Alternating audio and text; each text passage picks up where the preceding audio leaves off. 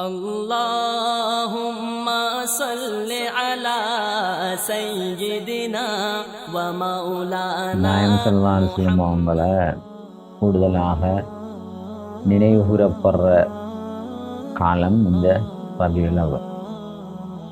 எல்லா காலமும் மக்கள் அவங்கள நினைச்சிக்கிட்டும் நேசிச்சுக்கிட்டும் அவங்களுடைய பணிகளை பற்றி சொல்லிக்கொண்டும் அவங்களுடைய சுண்ணாக்களை ஹேத்தாக்கி கொண்டு தான் இருக்கிறாங்க. ஆனால் இந்த ரபியுல் அவ்வல் வந்தால் கொஞ்சம் விசேஷமாக கொஞ்சம் அதிகமாகவும் சொல்லப்படுற வளமை இருக்குது சுன்னத்துல் ஜமாத் மக்கள் மத்தியில் மட்டும். இப்போ அந்த காலங்களில் பரவலாக ரசூலுல்லாஹ்வுடைய முஹப்பத்தை பற்றி சொல்லப்படும். இந்த முஹப்பத் நாயம் ஸல்லல்லாஹு அலைஹி வஸல்லம் அவங்கள் மீது கொள்ள வேண்டிய நேசம், இதை எப்போவுமே சொல்லி கொண்டிருக்கணும் மக்களுக்கு மத்தியில். ஏன் அப்படின்னு சொன்னால், ரசூலை நாங்கள் நேசிக்கிறது இந்த உலகத்தில் நம்ம எதையெல்லாம் இயல்பாக நாங்கள் நேசிப்போமோ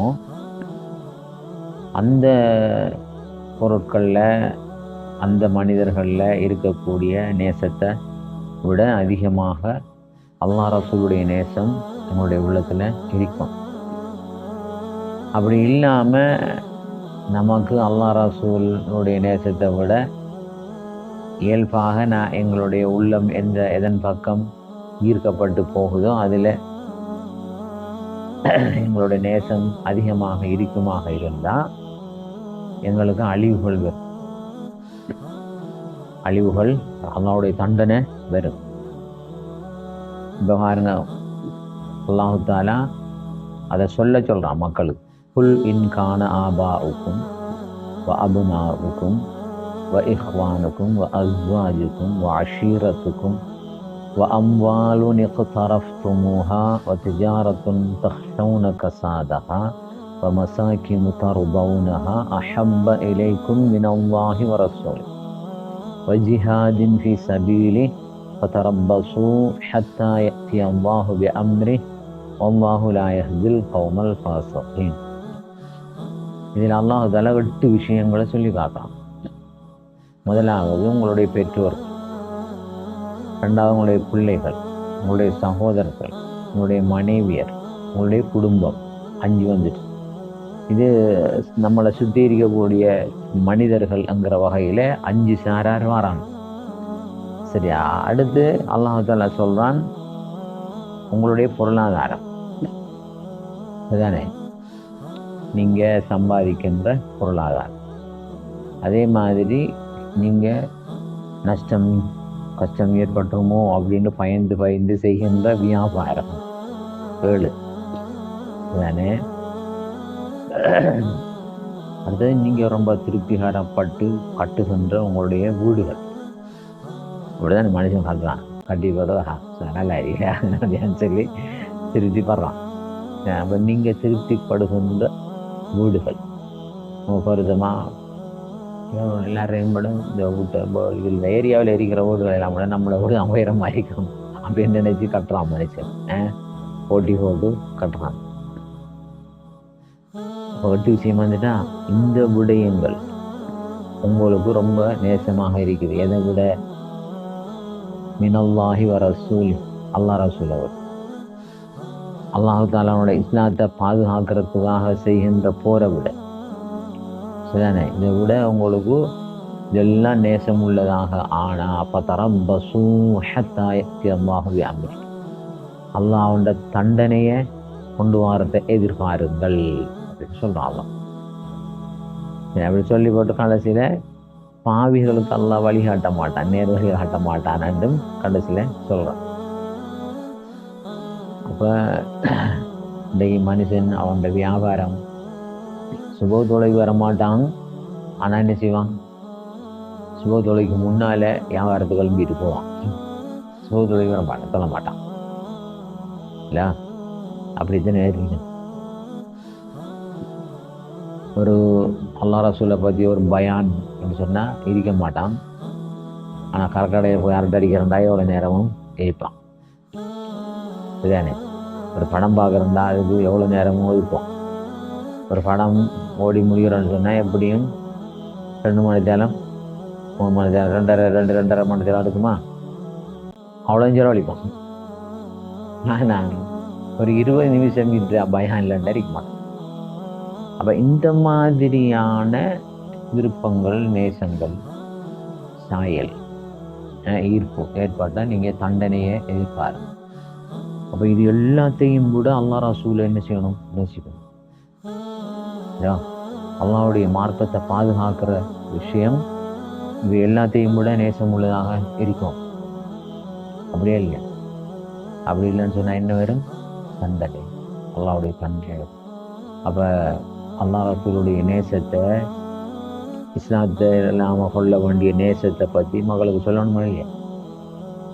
ரொம்ப சொல்லணும், அடிக்கடி சொல்லணும். இந்த ரபீ லெவலில் மட்டும் சொல்லப்படும், எல்லா காலமும் சொல்லணும். ரைட், இதெல்லாம் முடிஞ்சால் சரி, இதை விட நம்ம அதிகமாக நேசிக்கிறோம், போதுமாண்டா? அதுவும் போதாது. இன்னொன்று சொல்லலையே, என்னது? நம்மளுடைய உயிர், நம்மளோட உயிரை பார்க்கலும் நம்ம நேசிப்போம். இப்போ நம்மளோட கொஞ்சம் அதிகுள்ளையில் எல்லாரும் கொஞ்சம் ஒரு ஆபத்து வரக்குள்ள நம்ம முடிஞ்ச வரைக்கும் அவங்கள பாதுகாப்போம். 7வது கட்டத்தில் நம்மளோட உயிரையாவது காப்பாற்றிக்க தான் பார்ப்போம். ஏன்னா தன்னை மனுஷன் எல்லாரையும் பார்க்கலும் நேசிப்போம். அந்த நேசத்தை பார்க்கலும் என்ன செய்யணும்? ரசூலுல்லாஹ்வுடைய நேசம் அதிகமாக இருக்கும். ரசூலுல்லாஹ் கொண்டு உயிரை கொடுக்க ஒரு கட்டம் கொஞ்சமும் தயங்கக்கூடாது, கொஞ்சமும் என்ன செய்யக்கூடாது? பின்வாங்கக்கூடாது. அப்படிதான் சஹாபாக்கள் இருந்தாங்க. உடல்ல எத்தனை உயிர் இருந்தாலும் கொடுப்பா ரசூலுல்லாஹ். அப்படியா இல்லையா? அப்போ அந்த நேசத்தை போதிக்கணுமா இல்லையா? மக்கள் மத்தியில் போதிக்கணும். வேணது அதை போதிச்சா ஒரு அலர்ஜி கொண்டு வந்துச்சு வஹாபிகளுக்கு. சிலர் பள்ளியாசலுக்கும் வர மாட்டாங்க, பழமையாக வந்துட்டு சிலர் பள்ளியாசலுக்கும் மாறல, தெரியுமா அவங்களுக்கு? அப்படி இல்லாமல் இருக்குது. அது ஒரு அலர்ஜி. என்னண்டா விதத்து செய்கிறாங்க. அட ரசூலுல்லாஹ்வுடைய நேசத்தை பற்றி, அல்லாஹ் ரசூலுடைய நேசத்தை பற்றி சொல்கிற விதத்தாடா அல்ல. அதுக்கு நீங்கள் இப்படி அப்படித்தானே செய்யணும். அப்படி எப்படின்னா ஒரு அமைப்பில் செய்ய தானலாம். எப்படியான்றானே ஏதோ ஒரு அமைப்பில் செய்யணும். பள்ளிவாசல் ஏற்பாடு செய்யணும், அல்லது ஒரு திறந்த வழியில் ஏற்பாடு செய்யணும். என்னன்னா ஒரு ஏற்பாடு செய்ய தானே வேணும். ஒன்றும் செய்ய வேணாண்டா அப்படி. அப்போ அது அவங்கள்ற அந்த மூலகட்டகனமும் எரிச்சல், ஒரு வகையான எரிச்சல். ரசூலுல்லாஹ் போகலாம் அதை இங்கேங்கிறது, போற்றாதங்கிறது. ரசூலுல்லாஹ் போகலான்னு அப்படின்னு தெரியும். ஒரு சில ஹதீஸ்களை கொண்டு வருவாங்க. என்னன்னு சொன்னாங்க, லா துஃபத்திலூனி அலா யூனுஸ இப்ன மத்தா, அலா யூனுஸ இப்னி மத்தா. என்னை யூனுஸ் அலைஹிஸ்ஸலாம் அவங்கள விட சிறப்பாக ஆக்காதீங்க அப்படின்னு ரசூலுல்லாஹ் சொல்லி, யூனுஸ் அலைஹிஸ்ஸலாம் அவர்களை விட என்ன செய்யாதீங்க, சிறப்பாக. அப்படி சொல்லியாங்களே ரசூலுல்லாஹ், அவங்கள விட சிறப்பாக ஆகிங்க. அதை மட்டும்தான் பிடிச்சிக்கிறேன். இப்போ ரசூலுல்லாஹ் சொல்லியிருக்காங்களே, அன சய்யிது உல்தி ஆதம், நான் மனித சமூகத்தின் தலைவர். மனித ஆதம் அலைஹிஸ்ஸலாம் அவங்களிலிருந்து இறுதி வரைக்கும் உண்டானவங்களுக்கு யார் தான் தலைவர்? வலா ஃபஹர், நான் இதை பெருமைக்காக சொல்லலை. அல்லாஹ் என்ன அப்படி ஆக்கி வச்சிருக்கான். அப்போ எல்லாருக்கும் தலைவர்னு சொன்னால் எல்லாரையும் கூட சிறப்பு இருக்குமா? இருக்காது. ஆனால் ரசூலுல்லாஹ் என்ன சொல்கிறாங்க,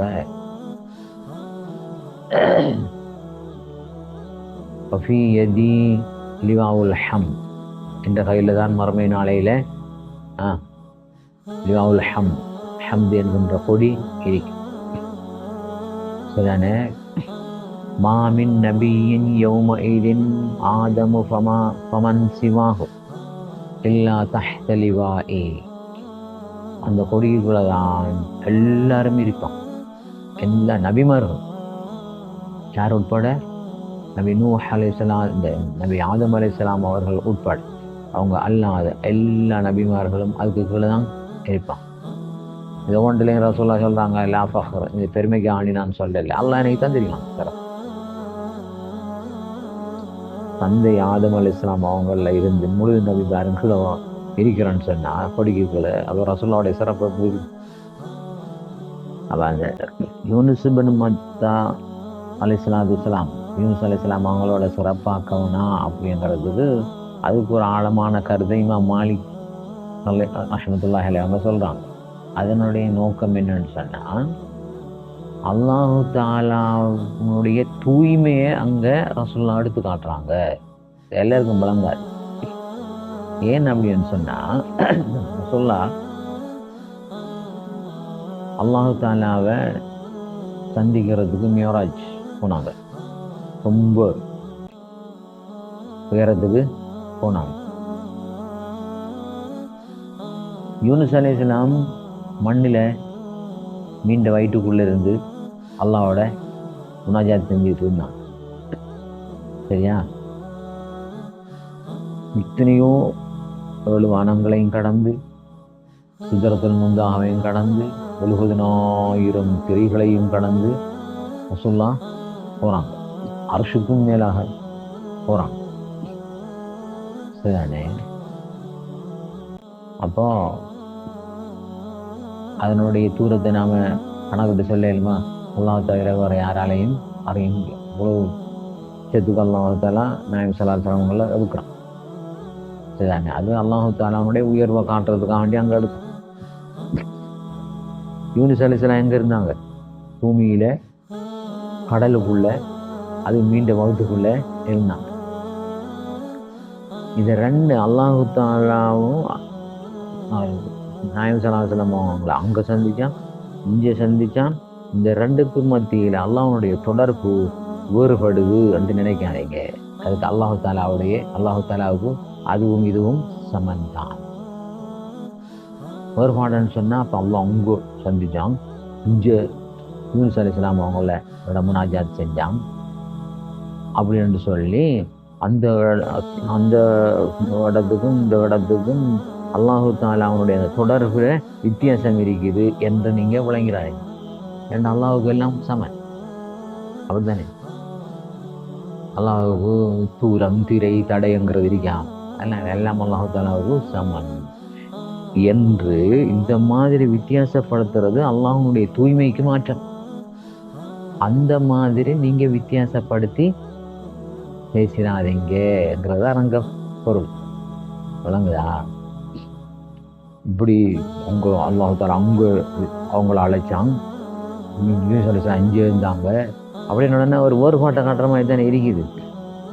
விளங்குதா? அப்போ அல்லாஹ் தஆலா இங்கே முனாஜாத் செய்கிறதுக்கும் அங்கே முனாஜாத் செய்கிறதுக்கும் உண்டான தொடர்பில் வித்தியாசம் இருக்குது அப்படின்னு மக்கள் விளங்கிடுவாங்க.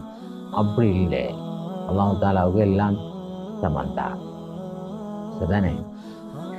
அது பல விதமான தத்துவங்களோட அவங்கள அல்லாஹ் தஆலா அங்கே உயர்த்தினார். ரசூலுல்லாஹுடைய அந்தஸ்தை உயர்த்தி காட்டுறதுக்காக வேண்டி, அல்லாஹ் தஆலா அவனுடைய உயர்த்தி காட்டுறதுக்காக வேண்டி.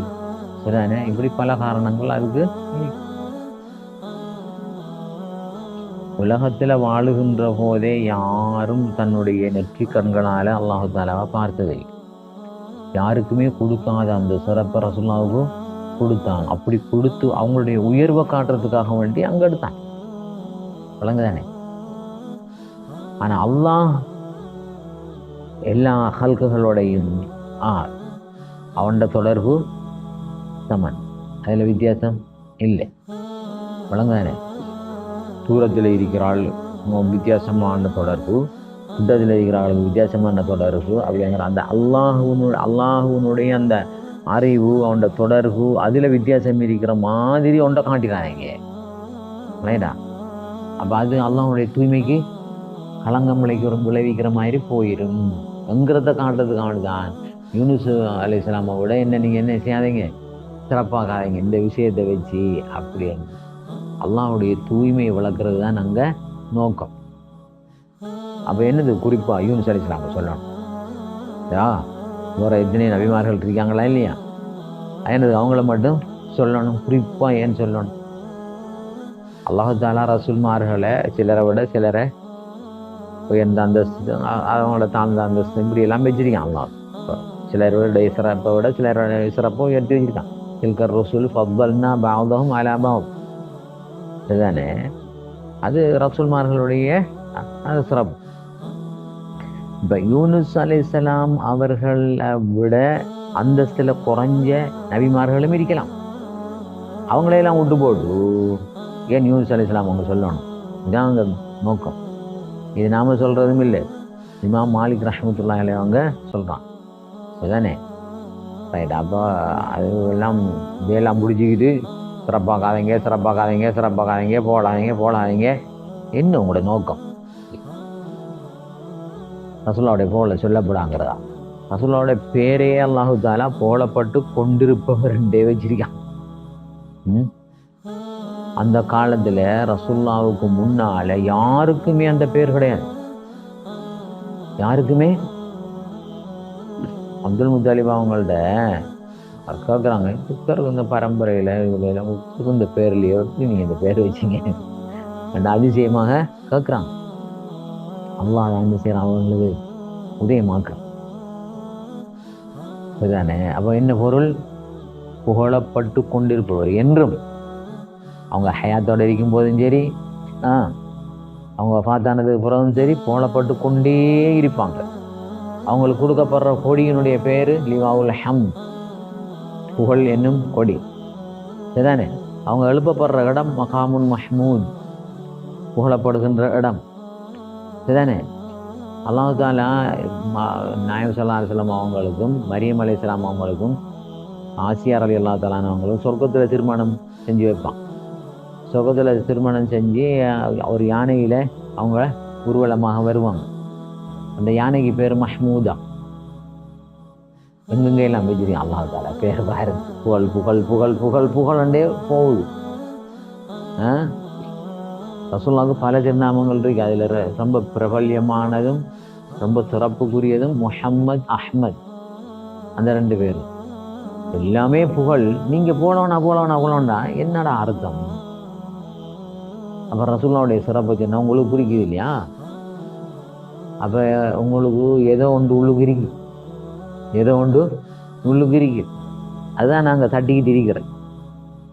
யாருக்கு ரசூலுல்லாஹ்வுடைய புகழ் ஓங்கணும் என்று விருப்பம் இல்லை? முனாபிக்குகள், யூதன்கள், கிறிஸ்தவர்கள். வேணுக்கு ரசூலுல்லாஹ்வுடைய புகழ் ஓங்கணுங்கிறதுல விருப்பம் இல்லை, பொறாமை. அதனால ரசூலுல்லாஹ்வை கொல்றதுக்கு துடிச்சான்கள். அப்படியா இல்லையா? அப்பா அந்த மாதிரி நம்ம எப்போவுமே ரசூலுல்லாஹ்வுடைய புகழை சொல்லிக்கிட்டே இருக்கணும். அவங்களுடைய முஹப்பத்தை மக்களுடைய உள்ளங்களில் விதைச்சு கொண்டே இருக்கும். அது நம்மளோட கடமை. லா யுமினு அஹதுக்கும் ஹத்தா அகூன அஹப்ப இலைஹி மின் வாலிதிஹி வ வலதிஹி வன்னாஸி அஜ்மஈன். சரிதானே? பெற்றோர்கள், அவருடைய பிள்ளைகள், மனிதர்கள் அனைவரை பார்க்கிலும் நான் அவருடைய உள்ளத்தில் நேசம் உள்ளவனாக ஆகாதவரை அவர் ஒரு மூமினாக இருக்க மாட்டார் சொன்னாங்களா இல்லையா? அப்போ அவருடைய ஈமான் ஒரு சம்பூர்ண நிலையை அடையலை. அவருடைய முஹப்பத் இவங்களெல்லாம் பார்க்கிலும் நேசிக்கலான்னு சொன்னான். அடுத்தது உமர் ரலியல்லாஹு தஆலா ஒரு தரம் வந்து ரசூலுல்லாஹ்வுக்கு சொன்னாங்க, நாயகமே, நான் என்னுடைய நஃப்ஸை தவிர எல்லாத்த பார்க்கலும் உங்களை நேசிக்க நாயகம் அப்படின்னு சொன்னாங்க. உமர், உங்களுடைய ஈமான் பூரணமாகலைங்கிற கருத்தில் சொன்னாங்க. ரசூல் சொல்லிட்டோமோ, நம்ம ரசூலுல்லாஹ்வோட நம்மளை நேசிக்கிறோமோ அப்படிங்கிற பயத்தில் யோசிச்சு போட்டும், இப்போ நான் எந்த உயிரை பார்க்கணும் உங்களை நேசிக்க நாயகம் அப்படின்னாங்க. இப்போ தான் உங்களோட ஈமான் சரியான சம்பவம் அடைஞ்சிருக்கு. இது நேசம், இது உள்ளதில் இருக்கிற நேசம். இப்போ ரசூல்லா மேலே அந்த அளவுக்கு அன்பு நம்மளுக்கு இருக்கணும். ஏன் ஃபுல்லாக அவங்கள நேசிச்சதை போல யாரையுமே நேசிக்கும். நம்ம ரசூல்லாவை ஏன் நேசிக்கிறோம்? அல்லாவை நேசிக்கிற காரணத்தில். அல்லாஹ் அவங்கள இன்னொரு பார்க்கலும் நேசிக்கிறான். நம்மளை பார்க்கலாம் அல்லாஹ் அவங்கள நேசிக்கணும் இல்லையா? அப்போ நம்மளோட உயிரை பார்க்கலாம் அவங்கள நம்ம என்ன தான் நேசிக்கணும். சரிதானே? அல்லாஹு தாலாவை நாம் நேசிக்கணும். அல்லாஹ் நம்மளுக்கு எண்ணி முடிக்க முடியாத நியாமத்துக்களை செய்திருக்கிறான் என்ற காரணத்தினால நாம் அல்லாஹ்வை நேசிக்கணும். சரிதானே? அதான் அடிநாதம். அல்லாஹ்வை நேசிப்பதன் காரணமாக நீங்க என்ன நேசிங்க சொன்னா, அல்லாஹ் நேசிக்கணும்னா அல்லாஹ் நேசிக்கிற யாரையெல்லாம் நேசிக்கிறானோ அவங்கள நாம நேசிப்போம். இப்போ நம்மளோட பகைமை இல்லை, நம்மளோட நேசம் சரிதானே? நம்மளோட அம்மா அப்பாவோட பகைமை இது சரி வருமா? ஏன்னா என்ன பிடிக்கும் எங்கள் அம்மாவை பிடிக்காத உனக்கு, என்ன பிடிக்கும் எங்கள் பாப்பாவை பிடிக்காத உனக்கு அப்படின்ற ஒரு கோபம் வருமா இல்லையா? அது மாதிரி தான் அல்லாஹ்வை நாம் நேசிக்கிறோம்னு சொன்னால் அல்லாஹ் எதையெல்லாம் நேசிக்கிறானோ அதையெல்லாம் நம்ம நேசிச்சே ஆகும். விளங்குதா?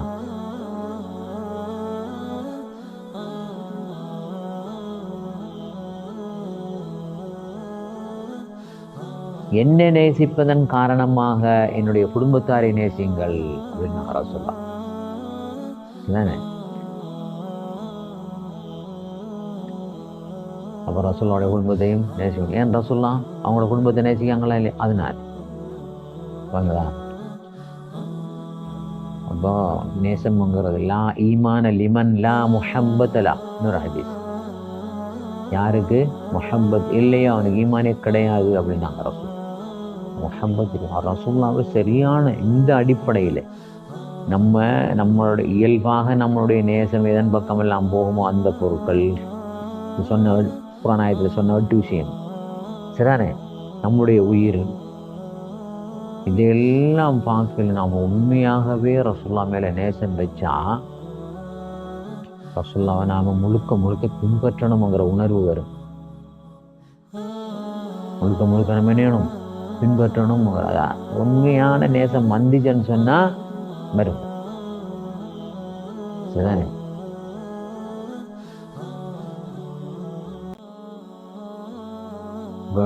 அல்லாஹ்வை நம்ம அடிப்படை அல்லாஹ் தான். அல்லாஹ் தஆலா நாம நேசிக்கிறோம். இன் குன்தும் துஹிப்பூனல்லாஹ ஃபத்தபிஊனி யுஹ்பிபுக்கும். நீங்க அல்லாஹ்வை நேசிக்கிறீங்களா? என்னை என்ன செய்யுங்கள்? பின்பற்றுங்கள். என்ன பின்பற்றினா அல்லாஹ் உங்களை நேசிப்பான். அப்போ அந்த பின்பற்றுதல்ங்கிறது வரணுமாக இருந்தால் கண்டிப்பாக ரசூலுல்லாஹ் மேலே நம்மளுக்கு அபரிமிதமான நேசம் இருந்தே ஆக வேணும் சரிதானே?